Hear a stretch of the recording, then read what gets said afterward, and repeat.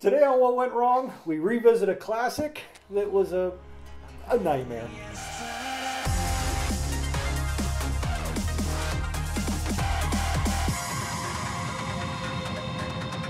Hi, I'm Brett Mauser, and we're joined again with Jeff Price and Carlos Leos, sir, who have worked with me for you since high school and 1991, 31 years ago, since 2002, 2003 with Barrio Angels and whatnot. Long time. And we mentioned earlier that this was the first time that you guys have actually met in person. Good to be here with I know, you, right? man. Good to be here too, brother. But I also mentioned that there have been movies where two actors have been in the same movie, but never but hadn't met, and usually until like the premiere. And it didn't dawn on me until we were just having a little bit of conversation in between episodes that you guys were in a movie together. That was in 2004, 2005, the Bad Mojo Project. Oh yeah. Now, I'll give you a little bit of history where just to ease into that was during Return to Innocence. There was a graveyard scene. Yeah. Where you were chasing one of your targets through a graveyard, and when we were shooting, we rolled up on the set, and you saw that it was a real graveyard. Well, you told me, we're gonna be shooting a graveyard scene. I'm like, oh, cool. Having no idea it was in an actual real graveyard. And you said, "Oh, I'm getting bad mojo, bad mojo, bad mojo, bad mojo graveyard." I said I'm getting bad juju from the Bad Mojo graveyard. That's funny. And ever since then, Bad Mojo stuck in my head. So I had this idea for a horror film with a bunch of killers, and then that evolved into The Desert Rose, and then everything evolved. And eventually, when it came down, the whole Last Blood saga trilogy was getting us into Bad Mojo Project. Yeah. So you were in the scene where Tara and I were through our training segments. Yeah, the training segments. The actual beach. Oh, yes. I forgot about that. Wow. Well, it was great working with you, brother. I know, man. I'm glad you could come hang out on the beach with us. We actually, man and I drove to Florida for those scenes. Yeah. And training, right? That was the training, that's where it was on the beach. It's on the beach. We actually drove. Okay, so we had the hurricanes. The hurricane season 2004 was horrible for us. We had 4 hurricanes go through, and there was a bunch of places. Hutchinson Island. I lived in Port St. Lucie, Florida, which is maybe like 20 miles south of Vero Beach, which is about 100 miles south of Daytona. Okay. Now, it's like you have Daytona Space Center. So I was from this direction. So Daytona Space Center south, and then you've got Vero Beach, Port St. Lucie, Jupiter, and then Hollywood, and then Miami. Yeah, that was the only time I ever fell asleep at the wheel for a split second. Was on that road trip down there. I remember we drove in. I pulled in. We've been on I thought we were about under an hour away from y'all's place, and I pulled into a gas station and said, "Hey, where's Port St. Lucie?" And then somebody said, "Oh, that's 8 hours down." I got another fucking 8 hours. Holy shit! Halfway down Florida, man. It's a 2 hours south of Orlando on the East Coast. Yeah. Sorry, go ahead. No, it was way down there, and so. We'd had horrible hurricanes.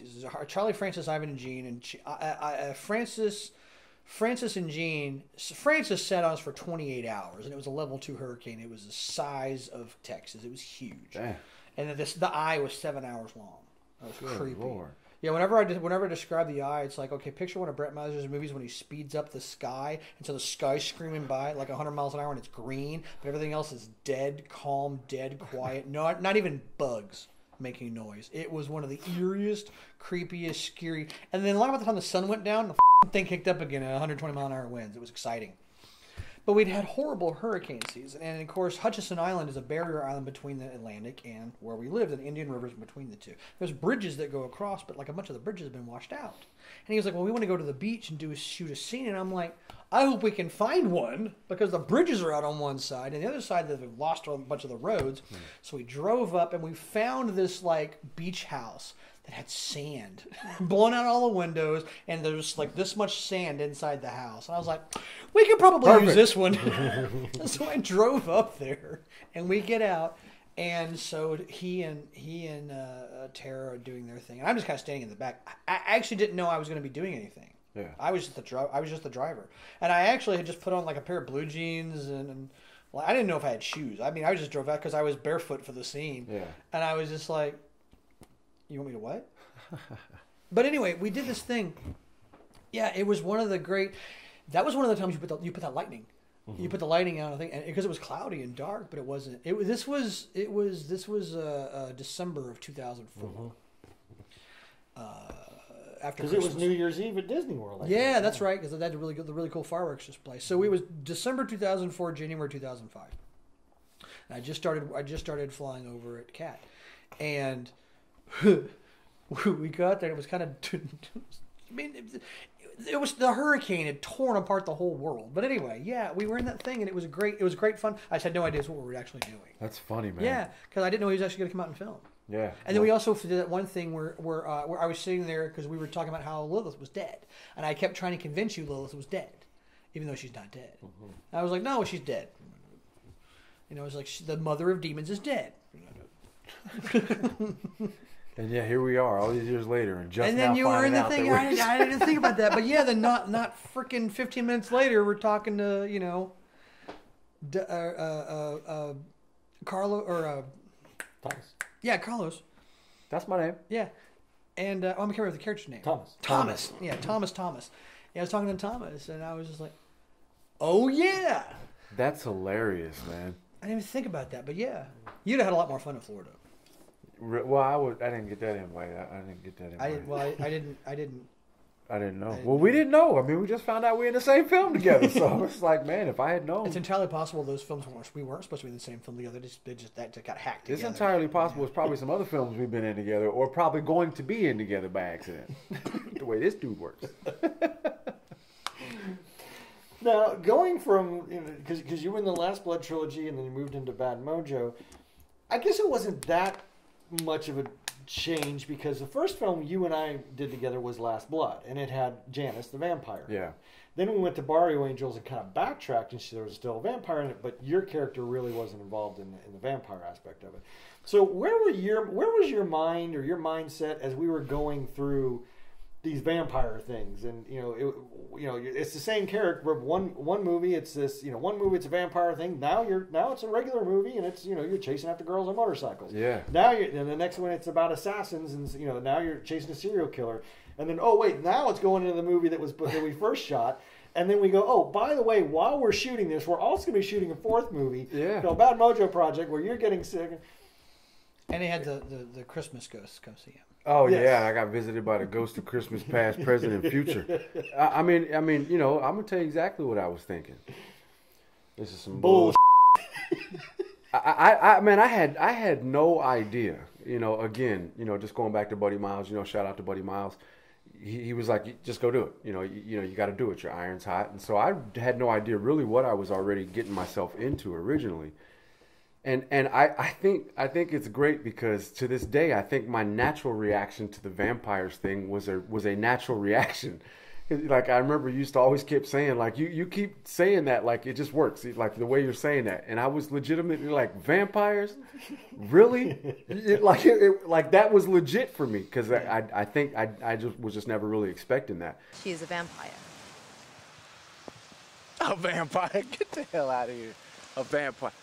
And then so as an artist, at the time, obviously I wasn't writing, I was just doing music. But as an artist, I began to, I'll just try to understand the concept of this. I'll just try to wrap my head around the story, and then I'll just kind of go with that. And then so with Janice, I began to kind of relate. I began to kind of understand, what was going on, why this whole vampire thing was going on. Even though I was like, vampires? This is some bullshit. I was still kind of like, okay, there's still a story behind here. It's not just a bunch of vampires running around and so that became a little bit cool to me.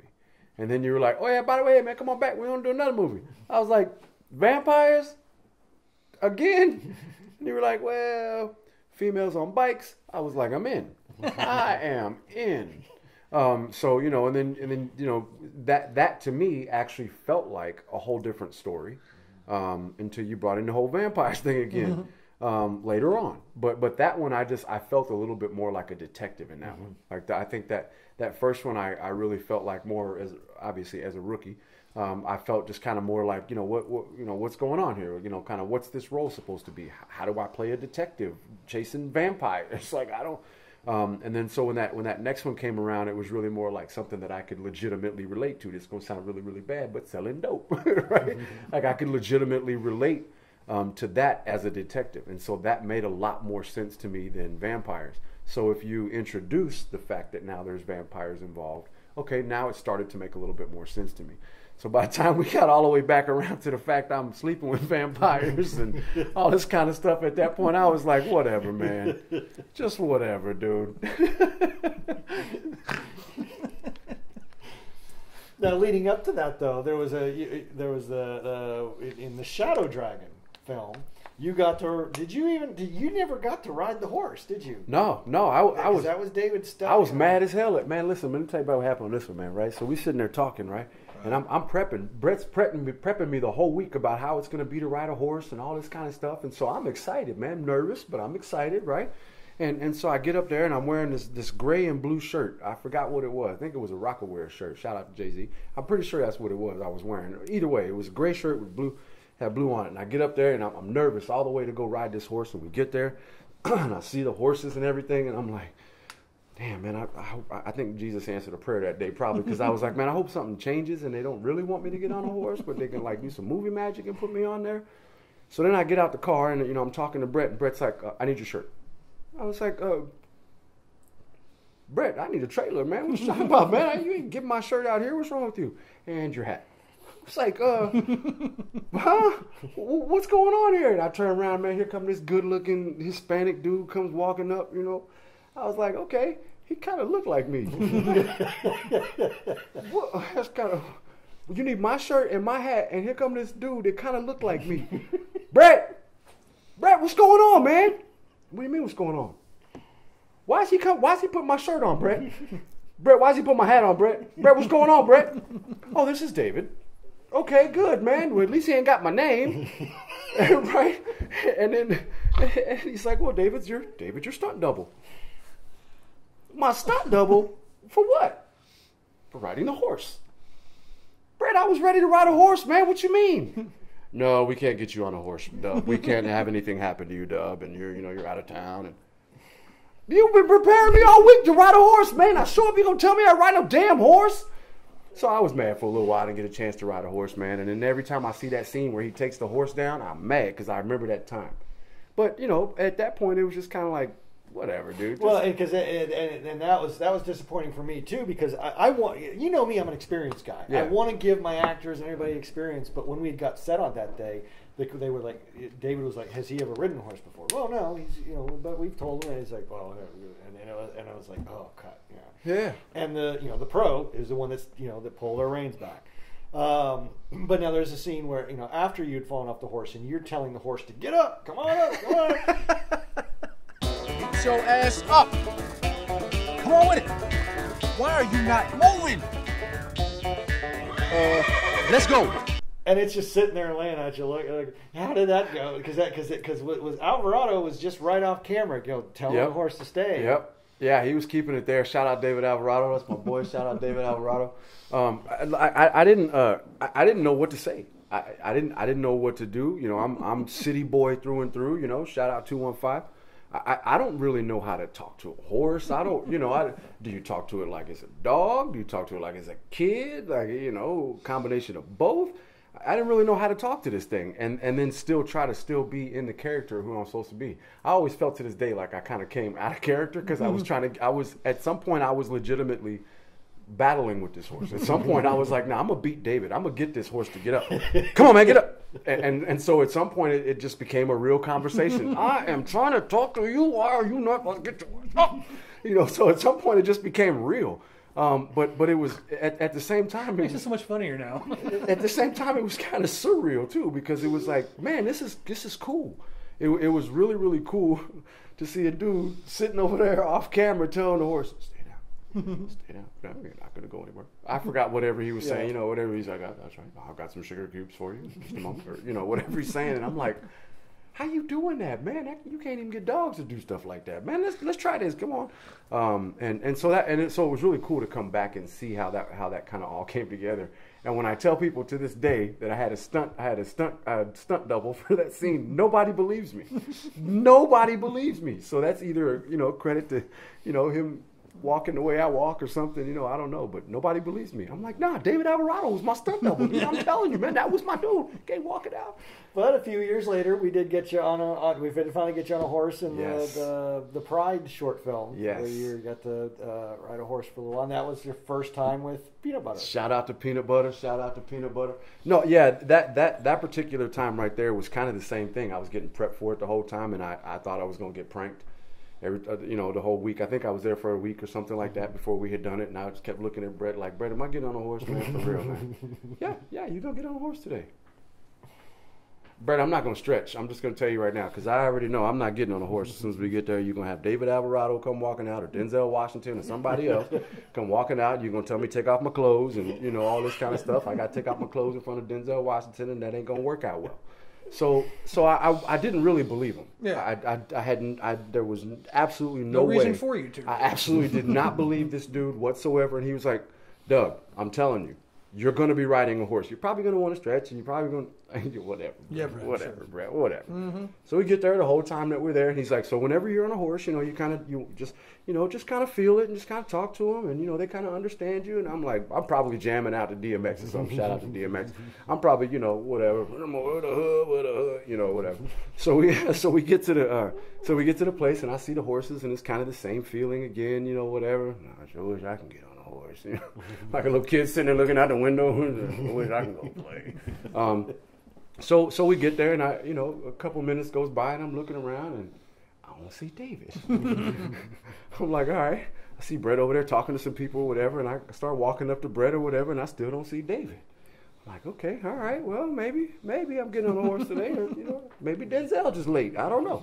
So I start talking to Brett about it or whatever, and they're like, okay, I forgot the lady's name. I'm sorry, but I forgot her name. But so Brett, this is a horse trainer. She's here to make sure that you don't get hurt and all this kind of stuff. And I'm like, Brett, am I getting on a horse, man? He was like, yeah. I was like, Brett, no, I can't get on a horse, man. I ain't stretched. I ain't ready, man. I ain't too tall. I have a fall. At that point, I wasn't ready, man. But it was cool. It's like she was cool. She set me up. She prepped me very, very well. And believe it or not, I took some of the things that you were telling me in the car. What a hood. Okay, yeah, I got you. So I kind of took some of that and was just like, well, I probably better, listen. I probably better kind of try to feel the horse. And one of the cool things that I remember, I don't remember if it was you or if it was a lady's idea, but one of you guys was like, well, why don't you and Peanut Butter just go hang out? Mm-hmm. I was like, all right. Does he drink whiskey? Is he, you know what I'm saying? Like, is he like blondes, brunettes? Like, where should we hang out at? So and she were trying to explain to me just bond. It was kind of that same thing again. So she kind of told me how to kind of walk out in front of him and take him out and all that kind of stuff. So me and Peanut Butter took off on a walk, man, and it was one of the coolest experience to this day. That's why I always shout out Peanut Butter, man, because we bonded. It was just one of the coolest experiences that I've ever had in my life. Everybody has always told me, if you bond with a horse, it's just a cool feeling, and, stuff like that. So I'm not trying to sell horse riding or anything. If you don't have a horse, go get one, ride one, something like that. It's a lot of fun. So we bonded. It was cool. We came back. I think things worked out really, really well with me and Peanut Butter that day. I think like maybe there was even a little bit more surprise. So she was like, well, if you want to go ahead and ride him. And so I was like, yes. And so that's that one really, really great scene that you have in that aerial scene. Yeah, that's really me and Peanut Butter. That ain't David Alvarado, and that ain't Denzel. Denzel didn't show up, by the way. So yeah, that was cool. Can't get good help these days. I'm telling you, man. I don't know. Especially that guy. What's all? We called that dude, man, like he's busy or something. He got shit going on. We all know it. Good experience, man. Definitely. I would usually send you my movies when I was done. Either on DVD or VHS, and had I sent you stuff with Barrio Angels and everything like that? Yeah, in the early 2000s, I was still in Germany, and then in 2003 I got to Florida, and then 2006 we were back in Houston, And then the following year we went back to Florida. And so everywhere I went, I would usually get a package every now and again of a DVD of whatever you'd done. So I've got a collection of most things that you sent me back then. The old copies. So if ever you need one, I got one. But yeah, I would usually get one of everything. So when I came out to Florida, did you have any idea what was going on? Nope. Did you didn't. Okay, so like normally has happened. You would tell you some stories, but what normally happened, I'll tell the students what happened whenever Brett would say we're going to go do something. I had no idea what that was most of the time. Yeah. Of course, the story of Blue Moon, of course, is a famous one in most cases. Everything from Gay Trucker to Explosives. We do have to explain that one to Dub. I'll explain Gay Trucker in a second because you've got the footage. Oh, but, no. No, it's not nearly as bad as you think it is. It's actually completely PG. Actually, it's even G. No, it's PG because we were cussing. Anyway, the thing was, it was me and my buddy Scott McCroskey, who just retired from the military, actually. And he and I were supposed to go out and help Brett film a thing, Blue Moon. And we were supposed to meet a guy named Ty Fish, which we were very excited for. We were like, his name's Ty A. Fish? Really? That's his name? And Brett's like, yeah, that's his name. And I was like, his name is Ty A. Fish. And Scott's like, what? I was like, I know. I'm so excited. And so Scott and I flew out from Houston to Fort Collins, I think it was. We probably flew into Colorado Springs. Colorado Springs? That's what it was. Because it was cheaper. Colorado Springs, not Fort Collins. And then I drive up to Fort Right. Collins. We probably went up Pikes Peak. We did. We went up Pikes Peak, which in the middle of a snowy thing is very exciting. But anyway, we came back and Brett's like, oh, by the way, you know how you were going to help me with this movie? We're like, yeah, we're ready to go. We'll hold cameras and mic booms and we'll read scripts and we have all this stuff. He's like, nah, you're actually going to be in the movie now. And we're like, I'm sorry. Did you say you want us to be in the movie? He's like, yeah. I was like, okay, well, because it was coming from Texas. We had our big hats and our black coats because it was cold as shit. We knew that, and boots. We're like, yeah, we can do that. I mean, that's easy enough. We can, be extras or be with this. No, you're gonna be actually starring in it. I was like, okay, one more time, Brett.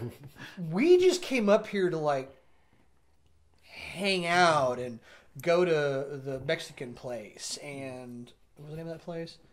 Casa Bonita. Yeah, we're gonna go to Casa Bonita. Oh man. We just came here to go to Casa Bonita and watch the dudes and the girls jump into the water, and we were gonna like go up the mountain and see snow. We're not actually here to. No, you're gonna be filming a thing. Actually, we're gonna be starting tonight at a truck stop out in the middle of nowhere. And we're like,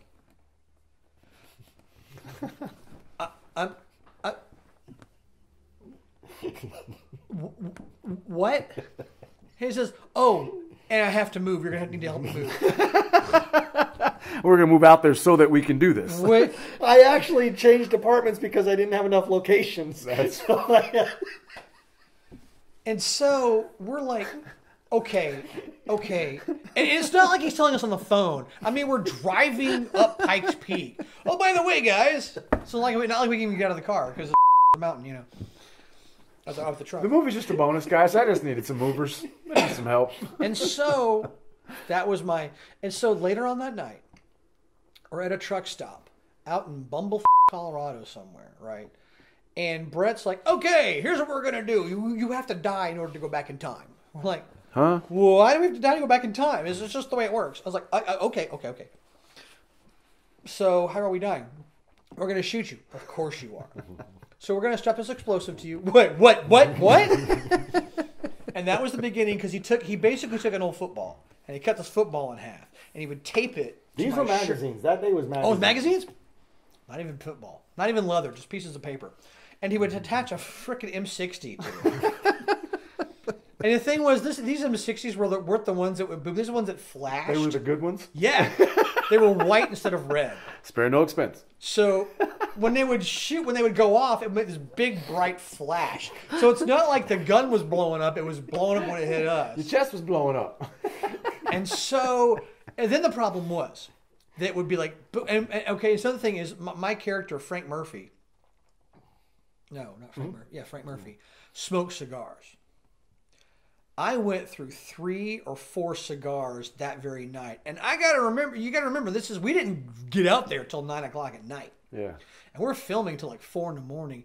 And long about 10 minutes after we get there, it starts to snow. Oh, man. And it snows all night. You can see on the film it's snowing the whole night. And I'm wearing blue jeans and a leather jacket because when we got there, it wasn't that bad. Yeah. And this is what the character's wearing. I can't wear a parka. I have to wear a leather jacket and no hood and no gloves and nothing else. Smoking a cigar the whole time, talking like this. Frank Murphy talking like this. Anyway, that's just whatever. I don't give a So there I am, smoking my cigars and doing this thing and getting strapped with explosives. And boom, and then I go boom, and I would fall backwards into the snow. And the snow would be up. So I'm like and the snow is like up here. But the problem was every half hour or so we had to go inside because I couldn't feel my fingers anymore. Yeah. I couldn't feel my lips. And so we had 2 other people that were there who had never met me and Scott McCroskey. Now, Scott McCroskey is like a younger version of me. Mm. He's a little weird, a little crazy, likes to cuss. He was also in the Army for a bunch of years. He's also a pilot. Now, Scott and I have known each other almost longer than I've known Brett because he and I were in band together. And we were at Texas A&M at this time. And so we go inside, and I'm sure you'll roll the footage at some point because he's actually got the footage. It's hilarious. And the phone rings, and this truck stop. Well, I've never been in a truck stop when the phone rang. Oh, no. And so what does Jeff do when the phone rings? I'm like, hello. And it's just, hi. And I'm like, and I look over at McCroskey, and he's like, and I was like, and he's like, well, I was like, hi. And Scott, when I did that, he was like, and I'm like, I'm like, hi, this is Tracy. Hi, Tracy.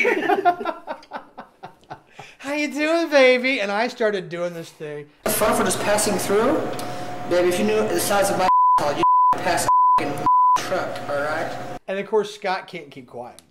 So he's got like, who is it, sweetie? And I was like, it's Tracy. And so we had this whole, now here's the thing, Brett's laughing because he knows Scott McCroskey and I are a bunch of whack jobs. His other actors are like,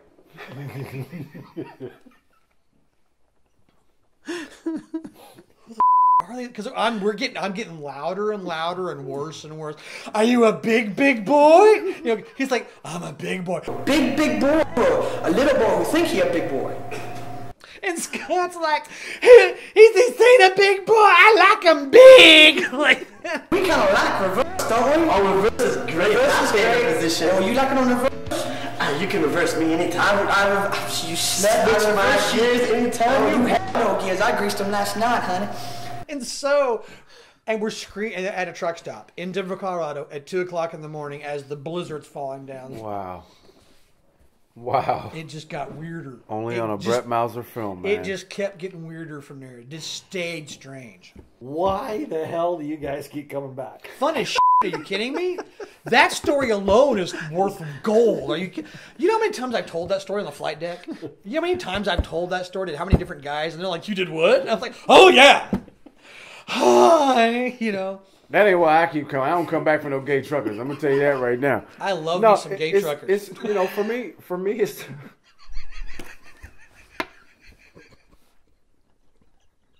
Don't we all? No, we don't. Don't lie. I mean, do you? Don't lie. You know, no. Don't lie. So no, you know, for me, it's just we talked about it before in another episode. The family. Yeah. You know, the things that you. The things that you go through on set, the things that you deal with, the people that you meet, the experiences, the stories, the wet clothes, you know, just the things happen. Just things happen on your sets. I've been on a lot of sets, man. I've been on a lot of sets. I mean, I can honestly say that things happen on your set. I said it a second ago, only on a Brett Mauser production. Like, there's just things that just happen on your set where you're just kind of like, what? Just go with it, dude. I promise you, just go with it. And if it's not on a blooper reel or, you know, something like that, he's gonna figure out a way to put that in the film. So just go with it.